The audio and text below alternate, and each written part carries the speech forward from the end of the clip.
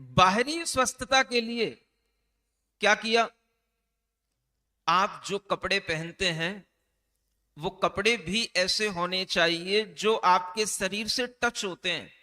वो कपड़े आपके शरीर के अंदर जो एनर्जी देंगे वो अगर नेगेटिव होगी, अगर वो हिंसक तरीके से कपड़े बने हुए होंगे तो वह नेगेटिव एनर्जी आपके शरीर पर लग करके आपके शरीर को बीमार करती जाएगी।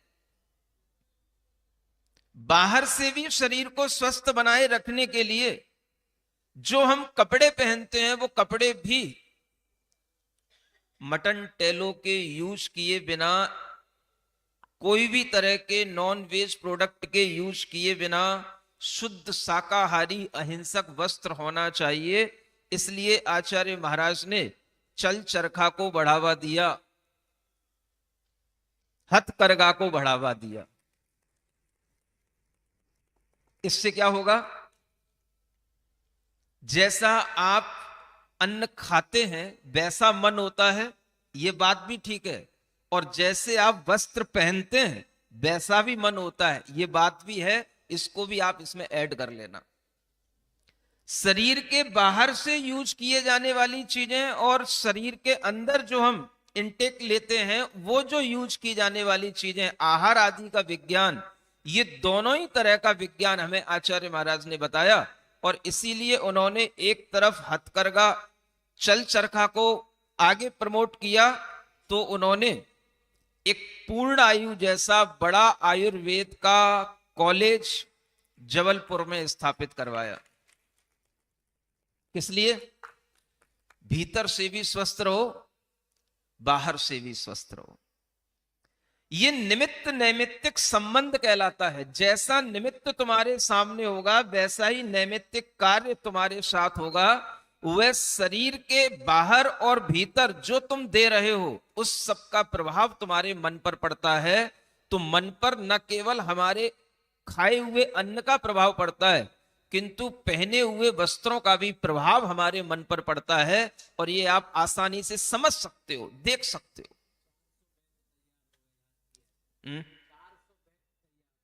हाँ हाँ हाँ, वो जो BAMS कॉलेज चल रहा है तो उसमें सब बच्चे जो पढ़ रहे हैं, आयुर्वेद को बढ़ावा देने के लिए आचार्य महाराज ने ये जो एक आगे प्रकल्प खड़ा किया, और उसी प्रकल्प को हम जब यहां देखते हैं तो इस हरिद्वार में है ना, बाबा रामदेव और बालकृष्णन का यह जो प्रकल्प है आयुर्वेद को बढ़ावा देने का, आज पूरे देश में आयुर्वेद का नाम है।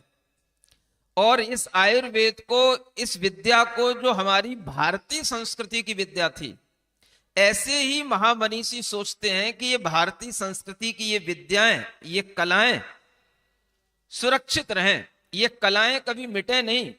तो आचार्य महाराज ने आयुर्वेद को भी भारतीय संस्कृति की विद्या के रूप में सामने निकाला, और वस्त्रों को पहनने की, वस्त्रों की डिजाइनिंग की, वस्त्रों की बुनाई की जो विभिन्न प्रकार की कलाएं थीं उनको भी उन्होंने उस कला को बढ़ावा देने के लिए अनेक बेटियों को, अनेक बहनों को तैयार किया।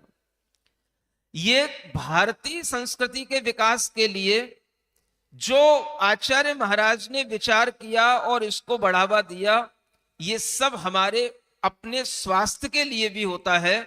और अगर हम इस चीज को अपने स्वास्थ्य के साथ जोड़ें तो आचार्य कहते हैं जैसा खावे अन्न वैसा होवे मन। और एक बात और आज से जोड़ लेना, जैसा पहने वस्त्र वैसा होवे मन।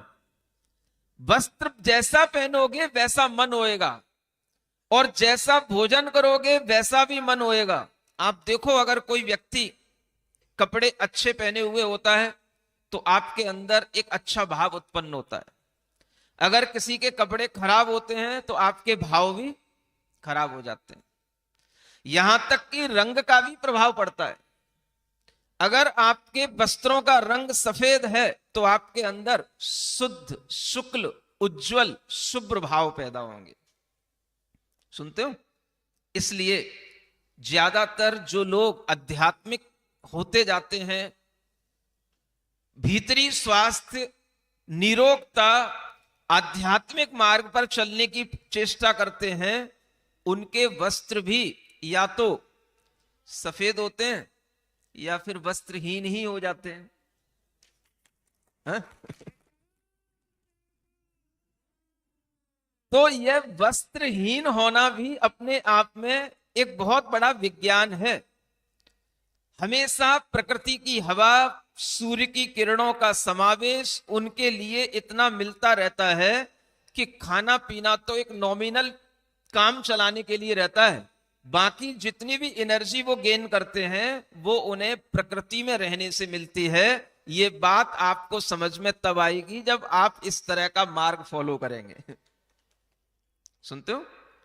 तो यह मार्ग जो आज आपको तप कल्याणक के दिन दोपहर में देखने को मिलेगा, निर्ग्रंथता का मार्ग, दिगंबरत्व का मार्ग, तीर्थंकर भगवान सब तरह के वैभव संपन्न होकर के भी देवों के द्वारा लाई गई सामग्रियों का उपभोग करने वाले वह बालक अंततः अपने मन में विचार करते हैं कि इस तरह की पराश्रितता से हमारी आत्मा कभी स्वतंत्र नहीं हो सकती। अपनी आत्मा को स्वतंत्र बनाना है तो हमें देवों के भी आश्रित नहीं होना कि हम उन्हीं के लाए गए वस्त्र, उन्हीं का लाया हुआ भोजन हम करेंगे। ऐसा विचार मन में करके वह देवों से भी अपना छुटकारा पाने की कोशिश करते हैं। और आज आप देखेंगे दोपहर में जब वह तप कल्याणक होगा तो तप कल्याणक होने के बाद देवों का रोल भी खत्म हो जाएगा। फिर किसका रोल रहेगा? केवल बस उनका रोल रहेगा और हमारा रोल रहेगा। श्रावकों का रोल खत्म, देवों का रोल खत्म। समझ आता है? ये पराश्रितताएं जितनी छूटती जाती हैं, स्वाश्रित जीवन उतना बनता चला जाता है। और वह निर्ग्रंथ मार्ग इसी तरह के स्वाश्रित जीवन जीने का मार्ग है। दिगंबरत्व का मार्ग इसी तरह के स्वाश्रित जीवन जीने का मार्ग है। आप सभी इस तरह की पंच कल्याणक में, इस तप कल्याणक की प्रक्रिया को आज दोपहर में भी अच्छे ढंग से मन लगा करके देखने का भाव रखें। और ये भाव रखें कि हम भी इसी तरह के तप और त्याग के माध्यम से अपने जीवन को मंगलमय बनाएं। तप और त्याग भी जीवन को मंगलमय बनाने का एक बहुत बड़ा साधन है। और जब तक हम इस तप त्याग को अपने जीवन के मंगल के रूप में नहीं देखेंगे, तब तक हम इससे डरते रहेंगे। और डरा हुआ व्यक्ति कभी भी निशंक होकर के न कोई धर्म कर सकता है और न कोई कर्म कर सकता है।